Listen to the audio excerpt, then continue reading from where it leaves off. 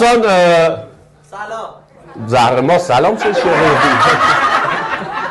دوستان کمدین قبلی برای پلتفرم بود، من اشرف نسیم اومدم واقعا. از این که دمتون گرم که اومدید، جدی دم تک تکتون گرم، حالا به سرایی که وظیفه‌شون. ولی اینو میخوام بگم که ببین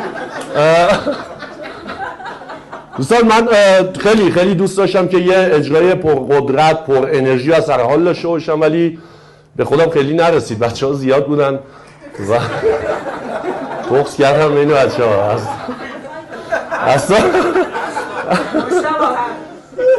ببین همین که شما خوبی برای من کافیه، جدی. آره ولی نه، توی شرایط من باید خوب باشم. زنگ زدم حالا ان شاءالله که میرسونه. یه خورده بهونه آورد، گفت سرد موتوری و اینا، ولی امیدوارم که اتفاق خوبی بیفته. بچه‌ها رو به پا گذاشت. به چی میگی؟ من دروغ بگو؟ نه عزیزی، شما مخاطب هر هفته و واقعا کمتر احمقی پیدا میشه که ببخشید.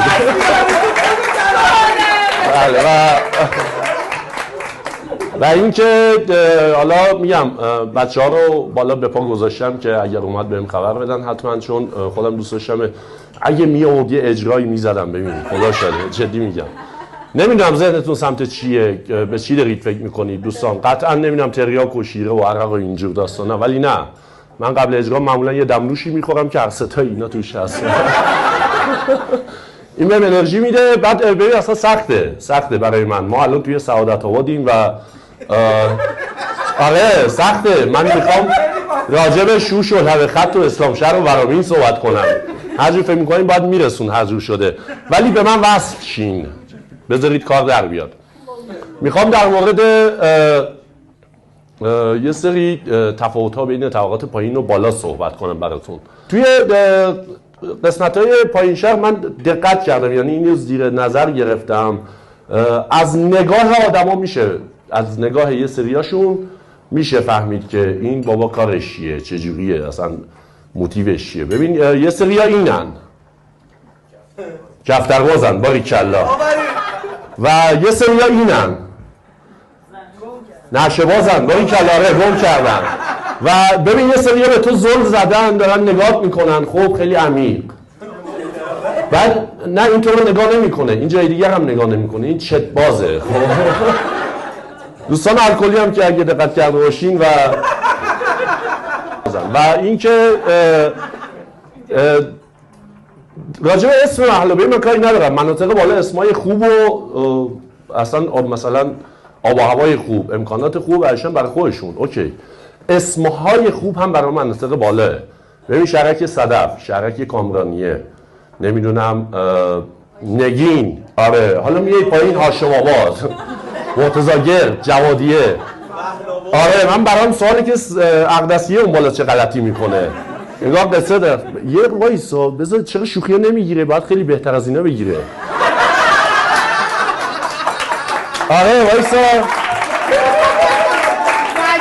احتیاج به فضا سازی داره. آره بعد شما ماساژهای خیلی خوبی هم دارید انصافا، جدی خیلی ماساژهای خوبی، ماساژ تایلندی و نمیدونم اسکاتلندی و فلان. من اینا رو میشنوم قلنج میکنم، میدونی اصلا دوست دارم ماساژ بگیرم. یا واقعا کتفم گرفته بود، خب رفتم تو این سه پیج پیدا کردم، خیلی هم پیج بالایی بود، 84K، یک کا مونده بود. و اینکه رفتم آدرسش رو پیدا کردم، رفتم گفتم که حال احوال و فلان اینا جانم، گفتم که ماساژ میخوام. چند تا خانومو به خط کرد، گفت کدوم انتخاب میکنی؟ گفتم هر کدوم پنجش قوی تره دیگه، کدوم انتخاب میکنم؟ گفتش که ماساژ میخوای واقعا؟ گفتم ماساژ میخوام دیگه، چی میخوام؟ بعد یهو گفتش که بچه اینجا کسی هست ماساژ بلد باشه؟ حیفه.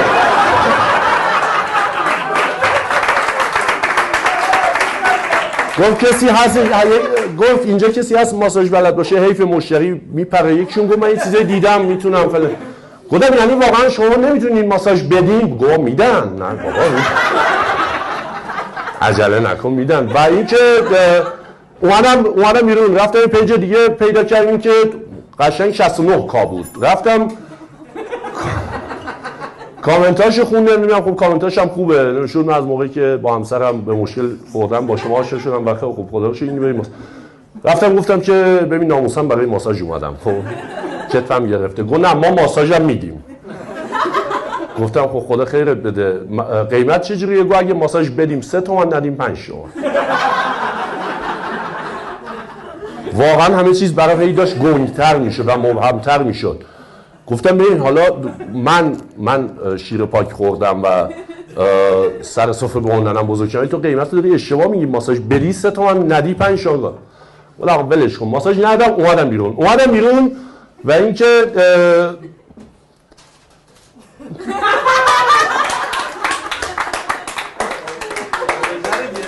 ببین آخه 3 میلیون 5 میلیون من بچه اون چند سال پیش انصافا با 4800 عروسی گرفت 10 ساله چه میخواد ماساژ داشته باشه چه نداشته باشه همونو سوار شدم اومدم محله پایین دلاک با 170,000 تومان کار جمع کردم زیگیلم نگرفتم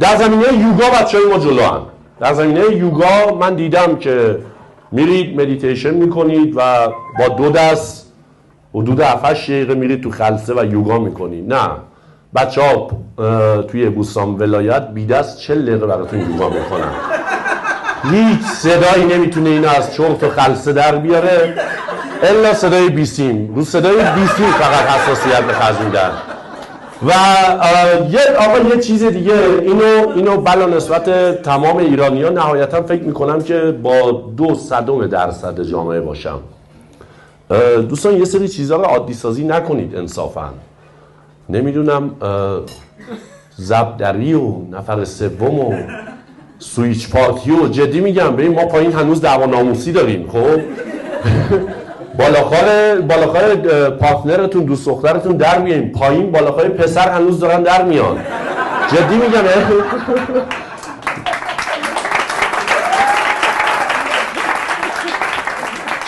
ببین من یه که از بچه ملمون زنگ زد گفت خودتو برسون جلو مغازه کلثوم فلافلی رفتم گفتم که چی کلثوم یه رفیس نمیشه که ببین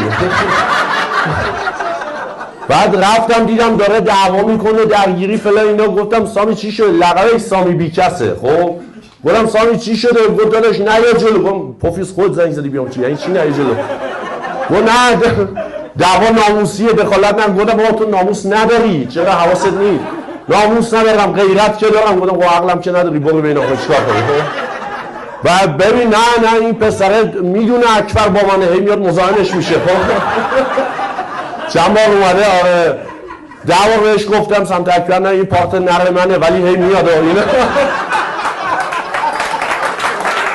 بعد جدی میگم بعد حالا مثلا چی بعد مثلا آقا این سامی اینه سامی بیکسه خب بعد آقا جمع کنین این شعر برا نمیدونم تیریسام و فورسام و خدا شده اینا به زبان انگلیسی ما داره کمک میکنه من رفتم اینجا مثلا زده فور گفتم خدایا فور چند نفر میشه وایسا 3 نفر آها یکم تو استخر 4 میشه 4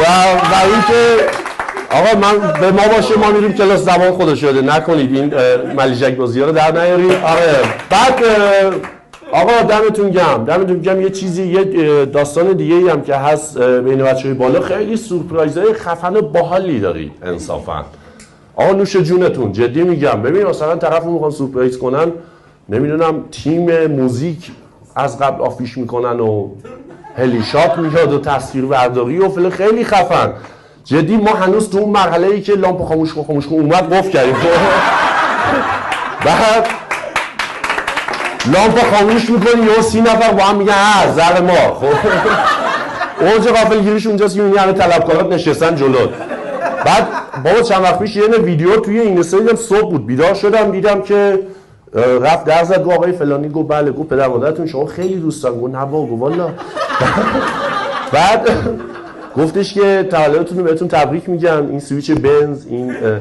کلید ویلای کردان این فلان اینا بعد دوربین و گروه موزیک و بعد این پوفیوز خوشحال نشد لاشی خوشحال شد این خیلی ببین من حالم خوب شد خدا وکیلی. اصلا ببین یه حالی داشتم اون روز، هر کی منو میدید میگفت تو چقدر سرحالی، میگم صبح سورپرایز شدم. خدا شاهده.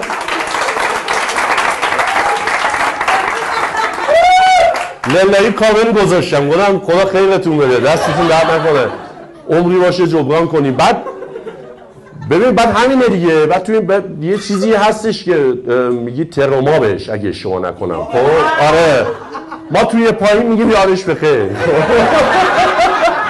خب مثلا همون میریم سمت مثلا پیش بچه‌ها میگن مشتاق داستان زین بلالی رو بگو فلان، اینو خیلی بالو. بعد داستان زین بلالی چیه؟ ما بچه بودیم مثلا 10 سال 11 سال رفتیم بلال دزدی، 2 نفر قشنگ دنبال ما کردن که به ما تجاوز کنن. خب بعد زمانی که داشتن دنبال ما میکردن پاشون سر خورد رفتن تو گلا، ما اینو میگیم میخندیم.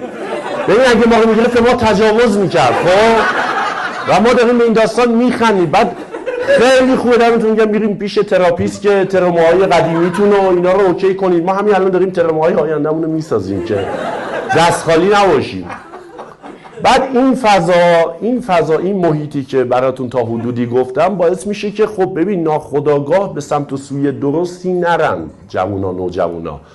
شغلا چیه؟ یا شرخره یا قاچاقچیه یا نمیدونم دزده یا فلانه. خب بعد صادقانه ما یه دونه بچه محل داشتیم که این آقا دمشکم اعتقاد بر این داشت که برای در آوردن پول باید نون بازوتو بخوری، باید عرق بریزی، باید زحمت بکشی. بعد مساله می‌دزدید. خدا شاهده. ببین خودش قانع می‌کرد، میگم برای پولم دارم عرق می‌ریزم، زحمت می‌کشم. آیتم همونه، آیتم دزدیه، دیدگاه فرق می‌کنه. ببین اصلا شب نشسته بودیم ساعت 2 شب پیش اومد خسته خاک خالی یه بس به چسبون نابودم. چرا چی شده؟ امشب یه نیسان موزاییک خالی شد. ببین به بدبختی اونش بزرگتر پیدا شدن با این صحبت کردن که پسر جان نکن آخه تو کمر که وسط نمونده، آبرو هم که نذاشتی برام، این چه کاریه؟ به هزار بدبختی راضیش کردن که قبول کرد که از صبح بره گوشی دزدی و دوستان بزرگترهای همون محل راهنماییش کردن. دعوا بیشتر از این نمیشه داشت. و اینکه ما مخترع هم داشتیم، یعنی کسی که واقعا ذهن بازی داره و میتونه به عنوان یه مخترع خیلی خوب عمل کنه. لقبش اسیش‌المغز بود. زمانی که اومد به خدا میدونستم درگیر اختراعیه، بهش میگفتم اسی هوشیارتو داشته باشه. گفت اوکی. یه روز من زنگ زد گفت بیا خودتو برسون. رفتم اونجا گفتش اختراعم تموم شد. گفتم بابا ای والله. گفت این دستگاهی که ساختم برای کار کردن نیاز به برق نداره. گفتم بابا باریکلا. نیاز به چی داره؟ اون نیاز به اشعه مهتابی داره. بوده اسی بوده اسی من بارها گفتم که اسی تو خوبی، تو مغزت واقعا 1000 بار گفتم حیف توه، تو ورامین برات کوچیکه، تو اینجا داری تلف میشی، ول کن برو قرچک. خب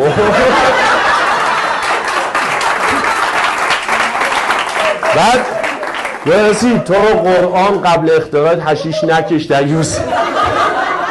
گو الان فهمیدم واسه میگی مهتابی هم برق میخواد، برو تکمیلش میکنم. بعد ما رفتیم دوره، چند روز بعد زنگ زد گو آقا بیا اختراع تکمیله فلان این. و گفتم آقا ایوالله. رفتیم دوره، گفتش این دستگاهی که میبینی با اشعه خورشید کار میکنه. گفتم باقی کلا با اشعه خورشید باید کار. گفتم خود چیکار میکنه؟ گفت این اشعه خورشید میزنه به این صفحه میاد پایین، توی این زودپزه میچرخه، عرق 7% و خالص به تو تحویل میده. واقعا یه دستگاهی ساخته بود که ببین عرق خالص با درصد خیلی خوبی به تو تحویل میاد بدون سردرد و فسی یا هر چیزی. بعد ریختن اینو گرفتن مامورا بردن. خب بردن. گفتم آقا نکن، آخه تو چرا این بچه رو میگیری زندانی میکنی؟ جدی میگم بابا این مناسب نیازهای محل ساخته. خب تو ببر گلاب کاشان باش بگی. چرا بچه رو زندانی میکنی؟